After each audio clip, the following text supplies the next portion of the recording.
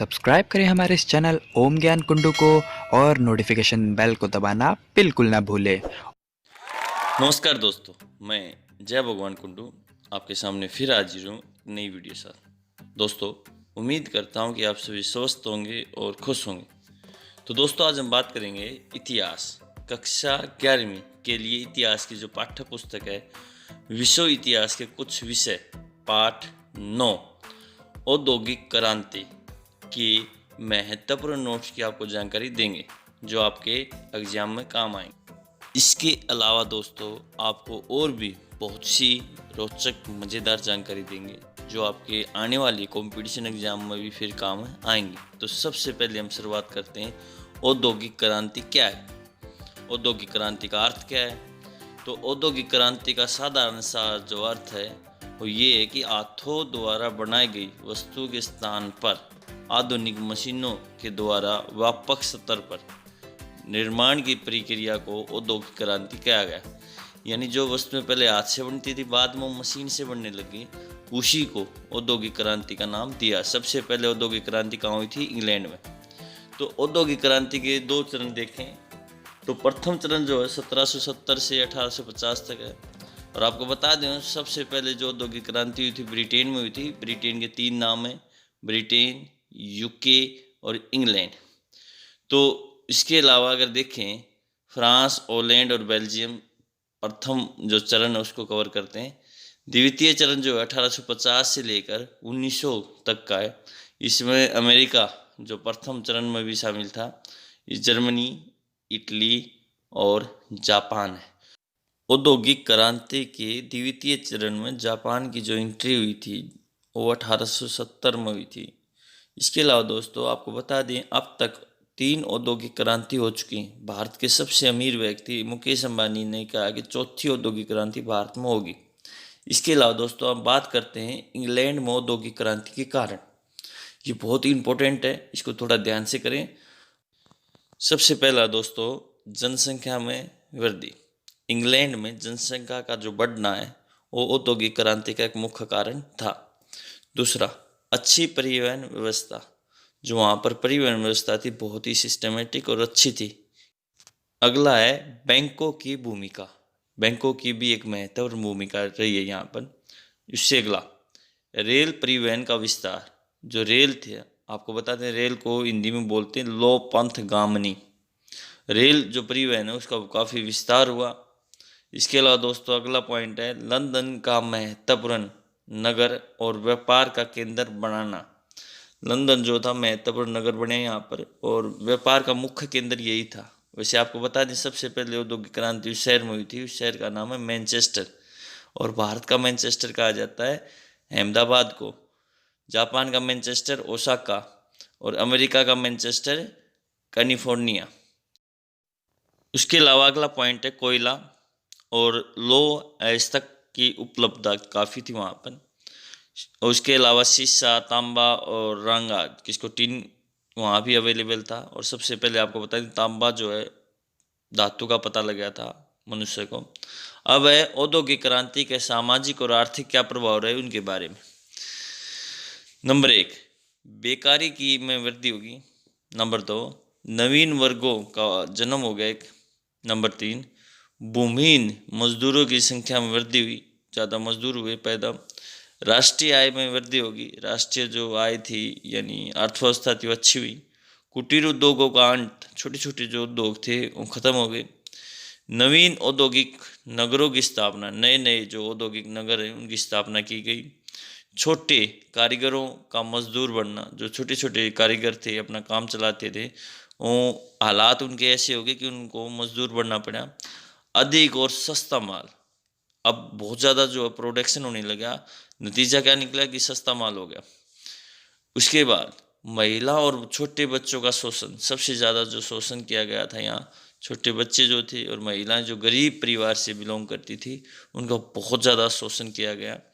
उसके अलावा मजदूरों के स्वास्थ्य पर बुरा प्रभाव, जो मजदूर थे उनके स्वास्थ्य का कोई विशेष ध्यान नहीं रखा गया, जिसके कारण वहाँ के जो उसके स्वास्थ्य पर बहुत बुरा प्रभाव पड़ा।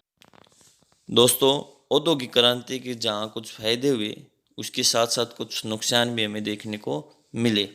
इसके अलावा दोस्तों आपको एक और जानकारी दे दें यहाँ कपास के बारे में, कपड़ा उद्योग के बारे में, और उसके जो आविष्कार जो किए गए थे और उनके आविष्कारक कौन थे उनके बारे में।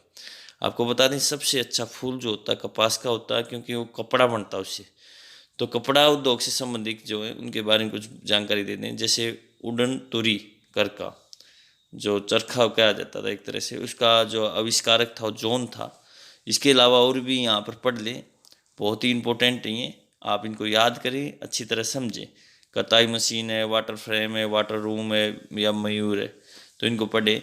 इसके अलावा यहाँ पर हमने स्पष्ट तौर पे कुछ महत्वपूर्ण जो है आविष्कार और उसकी जो मशीन है उनके बारे में यहाँ पर दिया दे रखा है। जैसे जॉन के, ये फ्लाइंग स्टल इन्होंने मशीन बनाई थी। जेम्स हारग्रीव्स ने शिपनिंग जेनी बनाई थी।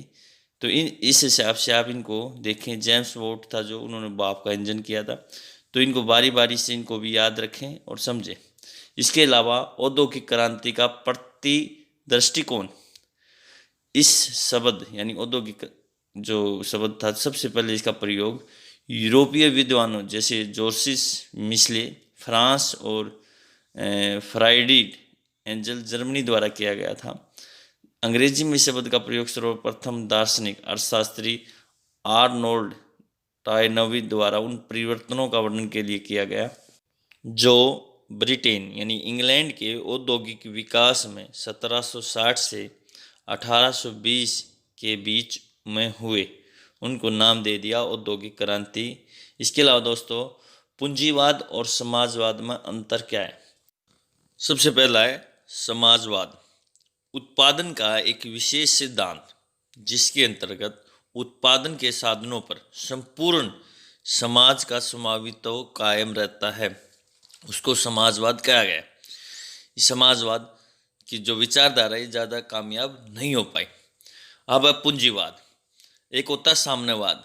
आपको साम्यवाद के बारे में बता दूं यहाँ पर। साम्यवाद में निजी जो स्वामित्व उसका विरोध किया जाता है, जो फिलहाल रूस में, चाइना में। इसके अलावा पूंजीवाद वर्तमान में अमेरिका यानी यूएसए में। पूंजीवाद आज के समय सबसे ज़्यादा अच्छा माना जाता है। इसमें जो निजीवाद को ज़्यादा बढ़ावा दिया जाता है। इस व्यवस्था के अंतर्गत उत्पादन के साधनों पर केवल व्यक्ति का स्वामित्व कायम रहता है, उसको पूंजीवाद कहा गया है। दोस्तों ये तीनों जो हैं समाजवाद, पूंजीवाद और साम्यवाद बहुत ही इंपॉर्टेंट है, इनको बड़े ही ध्यानपूर्वक करना। अब बात करते हैं औद्योगिक श्रमिकों यानी मजदूरों की स्थिति में कानून के जरिए क्या सुधार किए गए उनके बारे में बात करते हैं। तो सरकार ने, वहाँ की जो इंग्लैंड की जो सरकार थी खासकर, उन्होंने काफ़ी सुधार किए। नंबर 1, सरकार ने सन 1819 में श्रमिकों की स्थिति में सुधार के लिए कानून बनाए थे।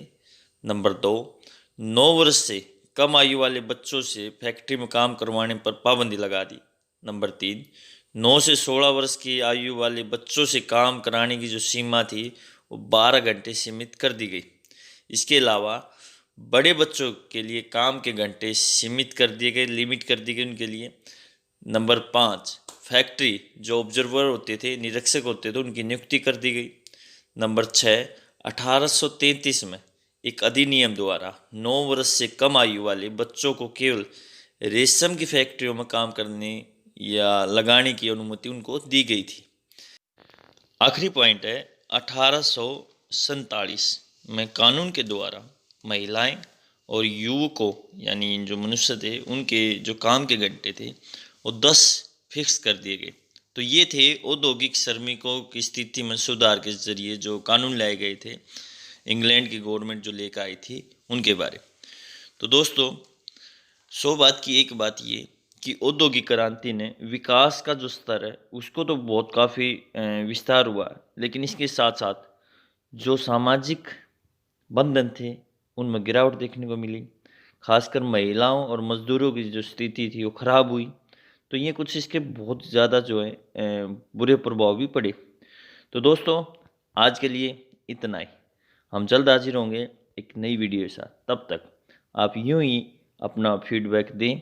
अगर कोई क्वेश्चन डाउट है तो हमें बताएं। और पूरी वीडियो देखने के लिए आपका बहुत बहुत धन्यवाद। नमस्कार, जय हिंद, जय भारत।